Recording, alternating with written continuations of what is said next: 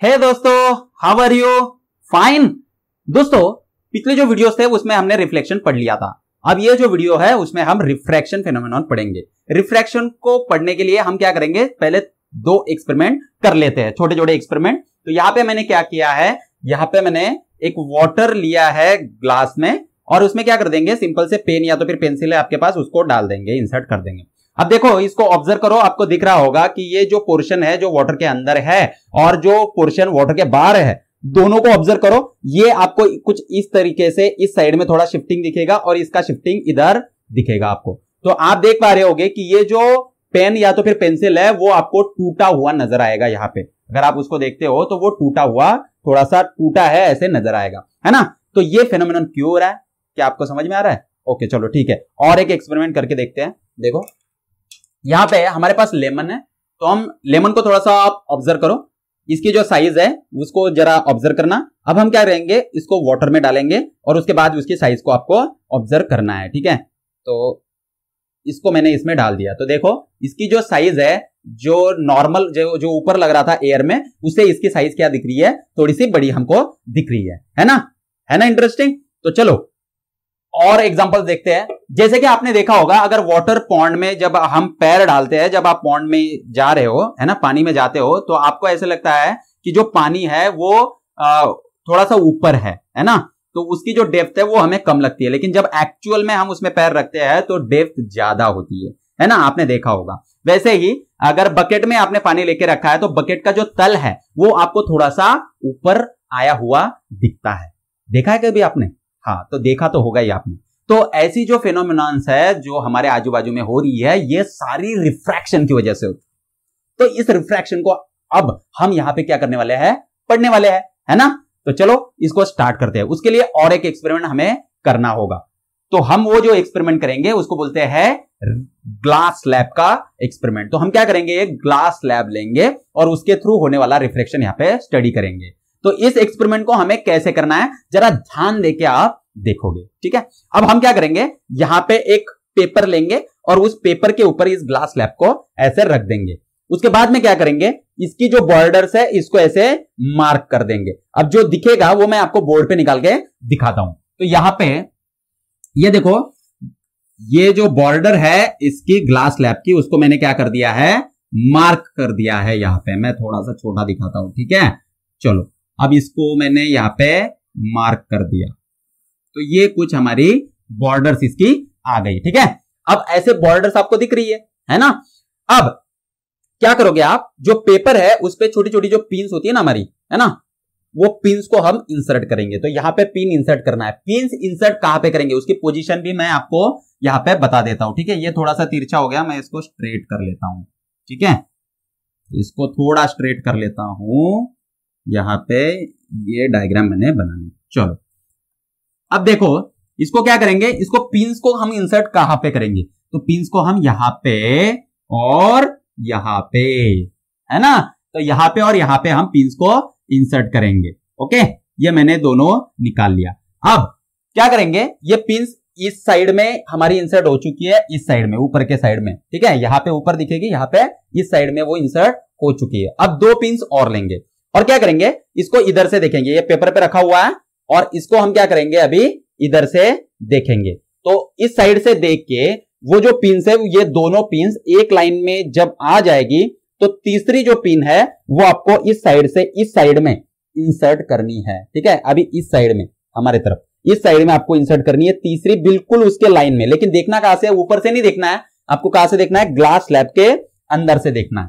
तो जो तीसरी है वो हमारी कुछ यहां पे ऐसे आ जाएगी पिन, तो हमने यहां पे इंसर्ट कर दिया। अब क्या करना है, एक फोर्थ पिन लेनी है ना, चौथी पिन लेनी है, और उसको भी आपको क्या करना है, यहां पे ये जो तीनों थी उसी की लाइन में इस साइड में इंसर्ट करना है, ठीक है। तो वो जो आएगी ये कुछ इस तरीके से यहां पे आ जाएगी।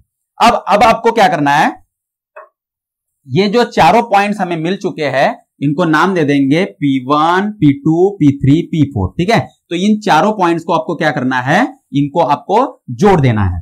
तो हमने क्या कर लिया, अब इसको यहां पे ऐसे जोड़ दिया, ठीक है। वैसे ही इसको भी यहां पे मैंने ऐसे जोड़ दिया, ओके। तो ये जो दो लाइंस है वो हमें यहां पे मिल चुकी है। अब क्या करेंगे, देखो यहां पे ये जो लाइन है यहां से यहां तक, इसको भी जोड़ देंगे। तो मैंने इसको भी जोड़ दिया। ओके, अब यहां पे एक नॉर्मल निकालेंगे। नॉर्मल क्या होता है दोस्तों, तो नॉर्मल होता है परपेंडिकुलर टू दी इंटरफेस। तो ये जो है वो इंटरफेस है हमारा। यहां पे एक्चुअल में क्या है, यहां पे ग्लास स्लैब है, तो ये ग्लास मटेरियल है हमारा और ये है एयर।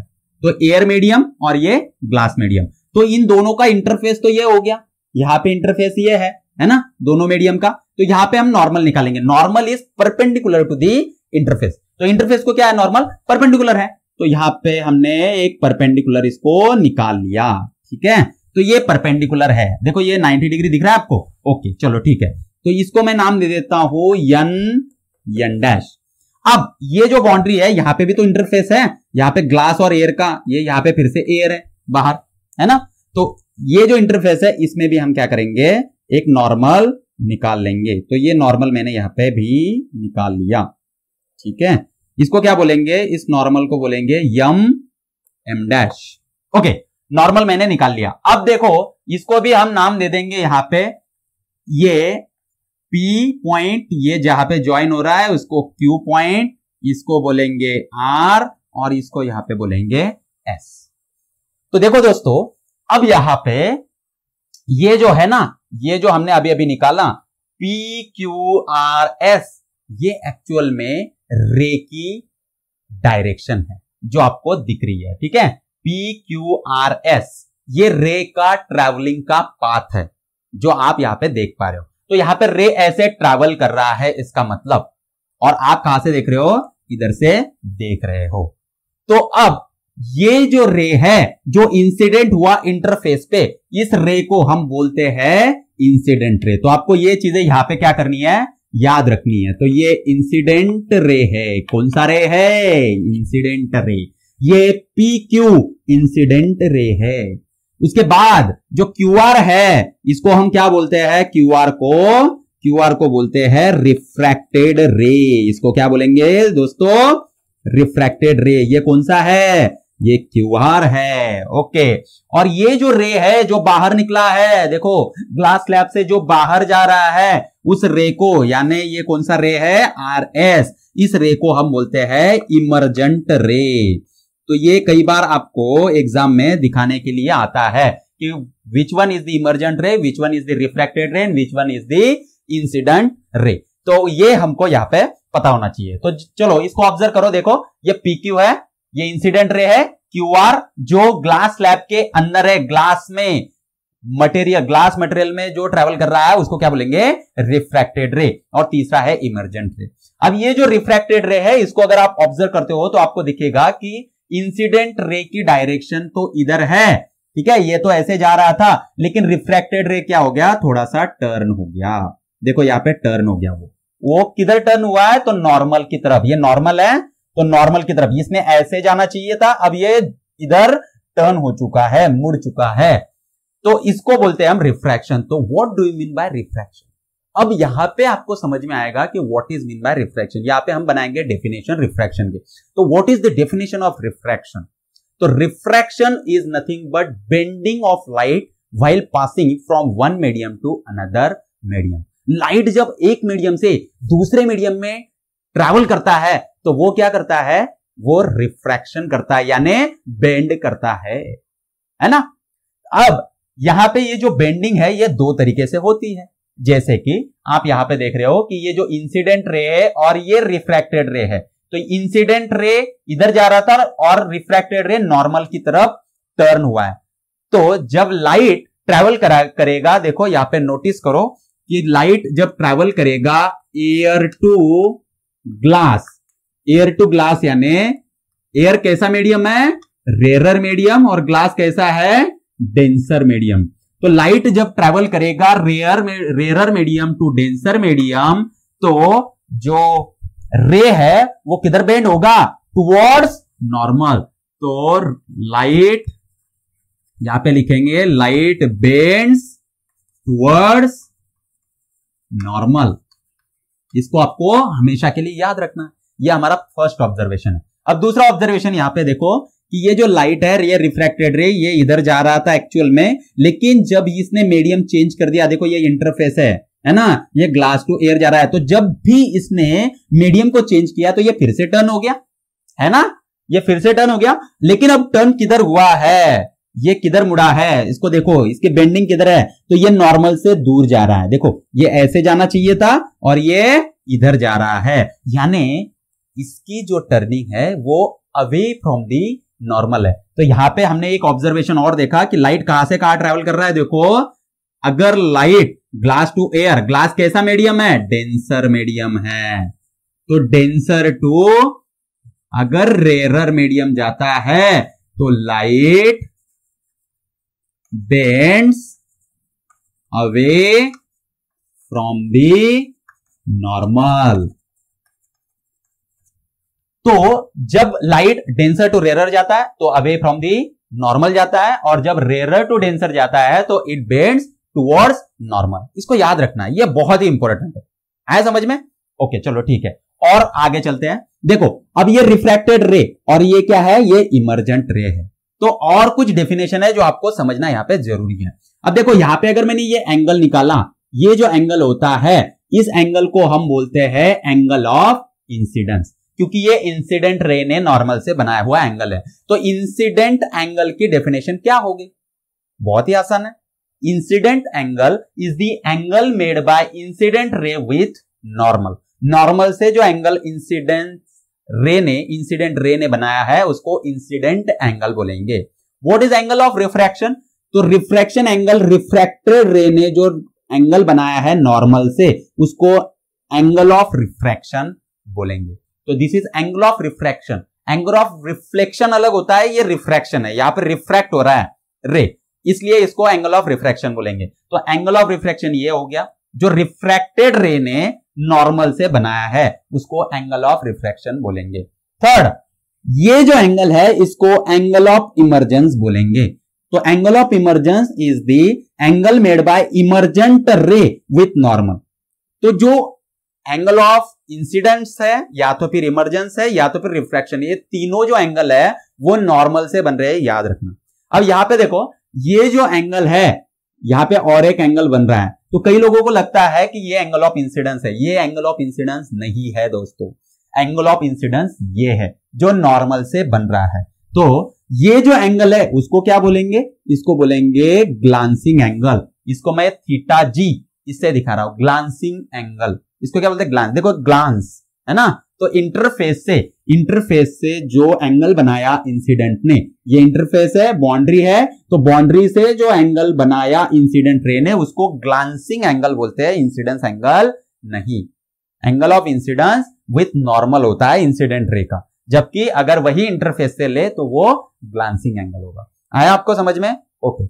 अब दोस्तों इसको थोड़ा सा और ऑब्जर्व करो। इसको अगर ऑब्जर्व करते हैं हम तो हमें समझ में आता है कि देखो यहां पे लाइट जब रेयरर मीडियम यानी एयर टू ग्लास जा रहा है, rarer medium to denser medium जा रहा है, तो देखो एंगल ऑफ इंसिडेंस ज्यादा है। तो यहां पे देखो रेयरर टू डेंसर जा रहा है, तो angle of incidence is greater than angle of refraction. Angle of refraction छोटा है जबकि एंगल ऑफ इंसिडेंस बड़ा है। तो angle of incidence is greater than angle of refraction. ये एंगल है ना, लेस देन नहीं है, ये एंगल है, जबकि ये ग्रेटर देन है, ग्रेटर देन का लेटर है। तो angle of incidence is greater than angle of refraction इस केस में। लेकिन अगर यही आप denser medium to rarer medium देखो तो यहां पे देखो ये एंगल ऑफ इंसिडेंस आएगा। तो एंगल ऑफ इंसिडेंस ये कैसा है, यही अगर आप उल्टा इसके लिए देखते हो तो angle of incidence is less than angle of refraction.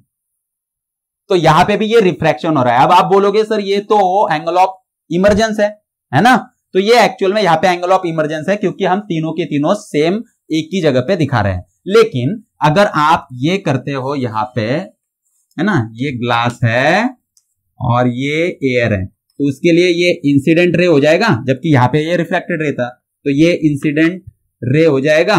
ठीक है, तो ये इंसिडेंट एंगल और ये नॉर्मल है, तो यहां पे ये bend away from the normal जाएगा, तो यहां पे हम इसको बोलेंगे एंगल ऑफ रिफ्रैक्शन। तो angle of incidence is less than angle of refraction. आया समझ में, है ना? तो बहुत ही आसान है, ऑब्जर्वेशन आपने कर लिए है। ओके, अब देखो यहां पे जो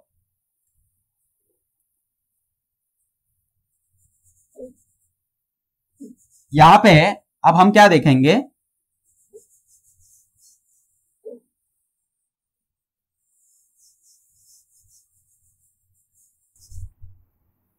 laws of refraction. Laws of refraction, तो लॉज ऑफ रिफ्रैक्शन क्या होता है दोस्तों? हमने लॉज ऑफ रिफ्लेक्शन पढ़ लिए थे, अब यहां पे लॉज ऑफ रिफ्रैक्शन पढ़ेंगे। तो पहला जो लॉ है हमारा वो है incident ray, incident ray, refracted ray, refracted ray and normal all lie in same plane. तो देखो दोस्तों ये क्या है, incident ray, refracted ray and normal all lie in same plane, ये तीनों के तीनों एक ही प्लेन में है। इसका मतलब क्या हुआ? तो ये देखो ये ग्लास स्लैब है हमारे पास, है ना, तो इस पे करके देखते हैं। अब देखो यहां पे इंसिडेंट रे, इसका बोलना क्या है कि इंसिडेंट रे, अब ये रे इंसिडेंट इधर से हुआ, ठीक है, ऐसे इंसिडेंट रे आया, और रिफ्रैक्टेड रे यानी ये वाला, ठीक है, तो रिफ्रैक्टेड रे इधर गया, और ये जो नॉर्मल है, अब नॉर्मल कैसे निकलेगा? तो ये इंटरफेस है, इसको 90 डिग्री यानी ये वाला, ये है आपका नॉर्मल, ठीक है, जो इसको ऐसे ये बाउंड्री है तो इसको परपेंडिकुलर, ऐसे इसको आप ऐसे देख सकते हो, देखो इस बाउंड्री को क्या हो गया, ये परपेंडिकुलर हो गया, ठीक है, समझ में आ रहा है आपको? तो इसकी ये जो बाउंड्री है इसको ये परपेंडिकुलर है, तो ये परपेंडिकुलर हम इस तरीके से निकालेंगे। तो ये नॉर्मल है, ये नॉर्मल, और ये रे इधर से आ रहा था, और ये रिफ्लेक्टेड रे, ये तीनों कैसे है, एक ही प्लेन में है, देखो एक ही प्लेन में, ये बाहर नहीं निकल रहे हैं। जबकि अगर सपोज ऐसे होता, ये इधर से रे आता, ठीक है, और ये ऐसे बाहर निकल के चला जाता इधर से, अगर ये ऐसे निकलता तो फिर हमारा जो लॉज ऑफ रिफ्रैक्शन है वो वायोलेट हो जाता। लेकिन यहां पे क्या होता है, अगर रे कुछ इस तरीके से आया है तो ये जब रिफ्रैक्ट होगा तो ये ऐसे ही जाएगा, यानी एक ही प्लेन में ये तीनों है। तो इंसिडेंट रे, इसका बोलना क्या है, incident ray, refracted ray and normal all lie in same plane, ये प्लेन के बाहर होता है जबकि ये प्लेन है। आया समझ में आपको प्लेन क्या होता है? ओके चलो ठीक है, तो ये लॉज ऑफ रिफ्रैक्शन का फर्स्ट लॉ है। जबकि सेकंड लॉ क्या बोलता है, सेकंड लॉ बोलता है कि जो साइन ऑफ एंगल है इंसिडेंस का, ये इंसिडेंट एंगल है, उसका साइन एंगल लेंगे हम, है ना, sine of angle of incidence to the sine of angle of refraction. ये साइन जो है ना, ये ट्रिग्नोमेट्री वाला साइन है जो आपने पढ़ा होगा। तो ट्रिग्नोमेट्री में हम देखते हैं कि जो साइन थीटा होता है वो क्या होता है, ट्रायंगल में, किसी भी राइट एंगल ट्रायंगल में, अगर ये राइट एंगल ट्रायंगल आपके पास है और ये इसका एंगल थीटा है, तो साइन थीटा क्या होता है, it is opposite upon hypotenuse. तो ये अपोजिट है, अगर ये ए बी सी है तो अपोजिट हो जाएगी आपकी बीसी और हाइपोटेनियस हो जाएगा एसी। तो ये ट्रिग्नोमेट्री में हमने पढ़ा हुआ है, ठीक है। अब यहां पे हम इसी को इस्तेमाल करेंगे, तो sine of angle of incidence upon sine of angle of refraction, ये जो है ना, इसका दोनों का अगर रेशो आप लेते हो तो आपको दिखेगा कि ये जो रेशो है ये हमेशा कांस्टेंट आता है। कैसा आता है? कांस्टेंट। तो this ratio is always constant. ये बताया था साइंटिस्ट स्नेल ने, है ना, किसने? Snell, SNELL। तो इसको स्नेल्स लॉ भी बोलते हैं, याद रखना दोस्तों, इसको क्या बोलते हैं? स्नेल्स लॉ भी बोलते हैं। अब देखो ये जो रेशो है ये हमेशा कांस्टेंट आएगा, लेकिन ये किसके लिए कांस्टेंट आएगा? ये पर्टिकुलर मीडियम की पेयर के लिए। जैसे कि मैं एक पेयर ले लेता हूं यहां पे, जैसे कि एयर और ग्लास है, तो एयर और ग्लास के लिए ये कांस्टेंट आएगा, कुछ इसकी वैल्यू आएगी। जैसे कि एयर और ग्लास के लिए, एयर और ग्लास ये जो मीडियम है इसके लिए ये जो कांस्टेंट है, इस कांस्टेंट की वैल्यू आती है 1.5। तो ये सिर्फ ग्लास के लिए। जबकि वाटर के लिए, वाटर और एयर के लिए लेंगे तो ये 1.33 आएगा। ये जो ये कांस्टेंट है ये पेयर पे डिपेंड करता है, यानी पेयर चेंज हो गई तो ये कांस्टेंट चेंज हो जाएगा। जैसे कि ग्लास के लिए, ग्लास और एयर के लिए 1.5, वाटर और एयर के लिए 1.33। ये जो कांस्टेंट है, इस कांस्टेंट को हम बोलते हैं रिफ्रैक्टिव इंडेक्स। क्या बोलते हैं दोस्तों इसको? रिफ्रैक्टिव इंडेक्स, है ना? तो इसको रिफ्रैक्टिव इंडेक्स बोलते हैं। तो इसको दिखाते किस लेटर से है? तो एन लेटर हम इसके लिए यूज करते हैं। तो एन लेटर से हम रिफ्रैक्टिव इंडेक्स को दिखाते हैं। अब रिफ्रैक्टिव इंडेक्स एन और उसको अगर मैंने सफिक्स यहां पे 2 और 1 दे दिया तो इसका मतलब होता है refractive index of 2 medium 2 with respect to medium 1। तो इसको आप ऐसे लिख सकते हो, refractive index of 2 with respect to refractive index of medium 1। तो मीडियम 2 का 1 से ये रिफ्रैक्टिव इंडेक्स है। तो देखो यहां पे क्या है, यहां पे जब अगर ये मीडियम 1 है और ये मीडियम 2 है तो लाइट ट्रेवल करेगा मीडियम 1 से मीडियम 2 में। लाइट अगर मीडियम 1 to 2 जाता है तो उसका रिफ्रैक्टिव इंडेक्स कैसे लिखेंगे? Refractive index of 2 with respect to 1, कुछ इस तरीके से। आया समझ में? चलो और एग्जांपल्स हम यहां पे ले लेते हैं, ठीक है? तो मैं क्या करता हूं, इसको अभी यहां पे रफ कर देता हूं। ये हो गया है हमारा, इसको मैं रफ कर देता हूं, ठीक है, ताकि इसको हम डिटेल में समझ सकें। इसको मैं फिर से, ये रफ हो गया 1, ओके चलो ठीक है। और ये ऐसे, तो मीडियम जब 1 से 2 में जाएगा तो कैसे लिखेंगे? Refractive index of medium 2 with respect to 1। तो जिसमें गया है उसका विथ रिस्पेक्ट टू जिससे आया है, medium 2 with respect to medium 1, और उसको हम इस तरीके से रेशो के फॉर्म में लिख सकते हैं। अब यहां पे फिर से देखते हैं, अगर सपोज ये मीडियम है तुम्हारा 2 और ये मीडियम 1 और लाइट 2 मीडियम से 1 मीडियम में गया सपोज, ठीक है, ऐसे गया है, तो क्या होगा? अब मीडियम 2 से 1 में गया है तो इसको कैसे लिखेंगे? रिफ्रैक्टिव इंडेक्स ऑफ मीडियम 1 जिसमें गया है उसको पहले लिखेंगे medium 1 with respect to medium 2। तो ऐसे इसको लिखेंगे। अगर इसी को आपको रेशो के फॉर्म में लिखना है तो उसको कैसे लिखेंगे? इसको लिखेंगे refractive index of 1 with respect to refractive index of 2। ऐसे हम इसको लिख सकते हैं, है ना? तो देखो यहां पे हमें क्या दिख रहा है? Refractive index of 1 with respect to 2। यहां पे ये refractive index of 2 with respect to 1। तो लाइट कहां से कहां ट्रेवल कर रहा है इसके हिसाब से होता है। इसके आप नोट्स बना लो, है ना? इस वीडियो को पॉज करो और इसके नोट्स बना लो, ये बहुत ही इंपॉर्टेंट है, बच्चे इसमें बहुत कंफ्यूज होता है। अब देखो ये जो सिस्टम है इसको हम बोलते हैं रिलेटिव रिफ्रैक्टिव इंडेक्स। ये जो रिफ्रैक्टिव इंडेक्स निकाला इसको क्या बोलते हैं? रिलेटिव रिफ्रैक्टिव इंडेक्स, है ना? रिलेटिव क्यों बोलते हैं? क्योंकि एक मीडियम का दूसरे मीडियम के रिलेशन में है। अब इसमें एब्सोल्यूट रिफ्रैक्टिव इंडेक्स भी होता है। एब्सोल्यूट रिफ्रैक्टिव इंडेक्स किसको बोलेंगे? अगर आपने किसी मीडियम का refractive index with respect to air या तो फिर विद रिस्पेक्ट टू वैक्यूम लिया है तो उसको हम बोलेंगे एब्सोल्यूट रिफ्रैक्टिव इंडेक्स। जैसे कि यहां पे ये सपोज वैक्यूम से ये जो मीडियम 2 है वो क्या है तुम्हारा? वैक्यूम है, और ये जो मीडियम 1 है वो मीडियम 1 तुम्हारा ग्लास है सपोज। तो ये लाइट जो है मैं इसको रफ कर देता हूं अभी, ठीक है? तो अभी लाइट कहां से कहां पे जा रहा है? वैक्यूम टू ग्लास जा रहा है, तो उसको हम कैसे लिखेंगे? रिफ्रैक्टिव इंडेक्स ऑफ ग्लास, जिसमें जा रहा है वहां से refractive index of glass with respect to vacuum. तो यहां पे मैं लिख दूंगा refractive index of glass with respect to vacuum. इसको यहां पे लिखते हुए भी refractive index of glass with respect to vacuum. तो ये तो हो गया हमारा रिफ्रैक्टिव इंडेक्स रिलेटिव के फॉर्म में। लेकिन इसको हम बोलेंगे, अभी इसको बोल सकते हैं एब्सोल्यूट रिफ्रैक्टिव इंडेक्स। इसको एब्सोल्यूट रिफ्रैक्टिव इंडेक्स भी हम बोल सकते हैं। क्यों? क्योंकि ये विथ रिस्पेक्ट टू किसके है? वैक्यूम के है ना? तो इसको लिखने का जो तरीका है वो ऐसे ही लिखना चाहिए। ये रिलेटिव के फॉर्म में लिखा है लेकिन इसको ऐसा लिखना चाहिए जरूरी नहीं है। अगर आपने सिर्फ इसको ऐसे लिख दिया तो भी चलेगा। इसको बोलते हैं एब्सोल्यूट रिफ्रैक्टिव इंडेक्स। तो जरूरत नहीं है आपको कि आप ये वैक्यूम को लिखो।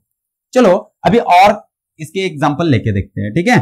अब सपोज ये यहां पे एयर मीडियम है और ये वाटर मीडियम है, ठीक है? तो यहां से लाइट आया और वाटर के अंदर गया, ठीक है? अब यहां पे लाइट आया और वाटर के अंदर गया। अब देखो यहां पे जो रिफ्रैक्टिव इंडेक्स है वो रिफ्रैक्टिव इंडेक्स को हम कैसे लिखेंगे? तो रिफ्रैक्टिव इंडेक्स किसमें गया है? वाटर में गया है। तो refractive index of water water को पहले लिखेंगे refractive index of water with respect to refractive index of air. आ गया समझ में? हाँ, तो इसको ऐसे लिख दिया। अब यहाँ पे refractive index of water with respect to air है, तो इसको जब हम रेशो लिखेंगे तो रेशो कैसे आएगा? Refractive index of water with respect to refractive index of air. तो आपने ये रिलेटिव रिफ्रैक्टिव इंडेक्स के फॉर्म में लिखा है, लेकिन जरूरी नहीं है क्योंकि ये एयर है, नीचे एयर है, विथ रिस्पेक्ट टू एयर है, तो इसको आप रिफ्रैक्टिव इंडेक्स ऑफ वाटर सिर्फ ऐसे भी लिख सकते हो, ये दोनों सेम ही है ना। तो जब भी आप एयर या वैक्यूम से ले रहे हो तो उसको क्या बोलेंगे? Absolute refractive index. और अगर आप उसको किसी दूसरे मीडियम के साथ ले रहे हो जैसे वाटर और ग्लास, इसका अगर लेंगे तो उसको क्या बोलेंगे? सिर्फ रिलेटिव रिफ्रैक्टिव इंडेक्स बोलेंगे। तो ये डिफरेंस होता है रिलेटिव रिफ्रैक्टिव इंडेक्स और एब्सोल्यूट रिफ्रैक्टिव इंडेक्स में। तो चलो दोस्तों, अब इस पे कुछ न्यूमेरिकल्स हम सॉल्व कर लेते हैं, ठीक है? चलो न्यूमेरिकल सॉल्व करते हैं। अब यहां पे न्यूमेरिकल सॉल्व करते वक्त आप और एक चीज जो है उसको ध्यान में रखेंगे, और एक फॉर्मूला है जिसको हमें यहां पे याद रखना है, ठीक है? तो ये जो रिफ्रैक्टिव इंडेक्स है उसका कुछ रिलेशन है स्पीड ऑफ लाइट से, उसको यहां पे देखते हैं। तो देखो, ये अगर मैंने लिखा refractive index of 2 with respect to 1, तो उसका जो फॉर्मूला आता है रिफ्रैक्टिव इंडेक्स के फॉर्म में वो 2 विथ रिस्पेक्ट टू 1 ऐसा हम लिखते हैं। तो लाइट जब ट्रैवल करता है एक मीडियम से दूसरे मीडियम में, जब लाइट ट्रैवल करता है तो उसकी जो स्पीड है वो चेंज होती है। वो डायरेक्शन तो चेंज करता ही है, लेकिन साथ में उसकी स्पीड भी चेंज होती है। तो उसकी जो स्पीड है वो जब डेंसर मीडियम में जाता है तो उसकी स्पीड घटती है, जबकि अगर डेंसर मीडियम से रेयरर में जा रहा है तो उसकी स्पीड बढ़ती है। अगर रेयरर टू डेंसर जा रहा है, याद रखो, रेयरर टू डेंसर जा रहा है तो स्पीड घटती है, और डेंसर टू रेयरर जा रहा है तो स्पीड बढ़ती है।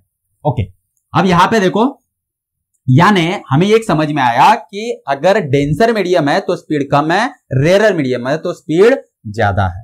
अब रिफ्रैक्टिव इंडेक्स के फॉर्म में अगर हम इसको देखें तो ये आएगा v1 बाय v2, यानी हमें समझ में आ रहा है कि refractive index is inversely proportional to speed of light. यानी अगर हम ग्लास की बात करें तो ग्लास के लिए रिफ्रैक्टिव इंडेक्स है 1.5, जबकि वाटर के लिए रिफ्रैक्टिव इंडेक्स है 1.33। तो क्या आप अभी गेस कर सकते हो कि किसमें जो लाइट का स्पीड है वो ज्यादा होगा और किसमें कम होगा? तो देखो, जिसका रिफ्रैक्टिव इंडेक्स ज्यादा उसका स्पीड कम। यहां पे ग्लास का रिफ्रैक्टिव इंडेक्स ज्यादा है, इसलिए इसमें जो स्पीड होगा लाइट का वो कम होगा। जबकि इसका रिफ्रैक्टिव इंडेक्स कम है, इसका मतलब वाटर में वो जब ट्रेवल करेगा लाइट तो उसकी स्पीड ज्यादा होगी। दे आर इनवर्सली प्रोपोर्शनल, याद रखना दोस्तों। रिफ्रैक्टिव इंडेक्स ज्यादा यानी स्पीड कम। तो ये जो रिलेशन है उसको आपको याद रखना है। अब और एक चीज मैं यहां पे दिखाता हूं, जैसे कि साउंड में हमने एक फॉर्मूला पढ़ा था स्पीड के लिए, स्पीड ऑफ वेव के लिए साउंड में हमने फॉर्मूला पढ़ा था 9th क्लास में। वो फॉर्मूला क्या था? v is equal to F lambda. v is equal to F lambda. अब एफ लैम्बडा क्या होता है? v is equal to F lambda. Lambda क्या होता है? Lambda means wavelength. तो कोई भी जो वेव है, light is nothing but wave, light भी क्या है? हमारी वेव है। तो ये वेव है, तो वेव की अपनी क्या होती है बच्चों? यहाँ पे वेवलेंथ होती है। वेवलेंथ ये फिजिकल डिस्टेंस है एक पूरी कंप्लीट साइकिल का, जो मैंने यहाँ पे दिखाया है, तो इसको हम बोलते हैं वेवलेंथ, है ना। और इसकी frequency means number of cycle, इस तरीके के। अब ये एक साइकिल है, ऐसे नंबर ऑफ साइकिल्स पर सेकंड, एक सेकंड में कितने साइकिल्स ट्रेवल करते हैं उसको क्या बोलते हैं हम? नंबर ऑफ साइकिल्स, उसको बोलते हैं फ्रीक्वेंसी। तो ये जो फ्रीक्वेंसी है ना, ये फ्रीक्वेंसी यहाँ पे हमने एफ से दिखाई है, तो ये रिलेशन हमें पता है, तो मैंने यही रिलेशन यहाँ पे रख दिया। तो ये एफ लैम्बडा अपॉन इसका भी एफ लैम्बडा, लेकिन ये v1 है तो एफ लैम्बडा 1 और v2 है तो एफ लैम्बडा 2। अब यहाँ पे f1 f2 नहीं होगा, क्योंकि मीडियम जब चेंज होता है तो याद रखना दोस्तों कि जो फ्रीक्वेंसी है वो चेंज नहीं होती। जब मीडियम चेंज होता है तो डायरेक्शन चेंज होता है, वेलोसिटी चेंज होता है और वेवलेंथ चेंज होता है, इसका फ्रीक्वेंसी चेंज नहीं होता। तो तीसरा रिलेशन आपको यहाँ पे ये पता चल चुका है, इसको आप लिख लेना, ठीक है। चलो इस पे कुछ न्यूमेरिकल सॉल्व करते हैं। पहले कुछ जो रिफ्रैक्टिव इंडेक्स है इस मीडियम्स के वो मैं आपको बता देता हूं। यहाँ पे ग्लास का जो होता है वो जनरली होता है 1.5, वाटर का होता है 1.33, या तो फिर इसको 4/3 भी बोल सकते हो, इसको 3/2 बोल सकते हो। वैसे ही जो आइस होता है, आइस का 1.31 होता है। अगर केरोसिन की बात करेंगे तो केरोसिन का 1.44 होता है। जबकि अगर आप डायमंड की बात करो तो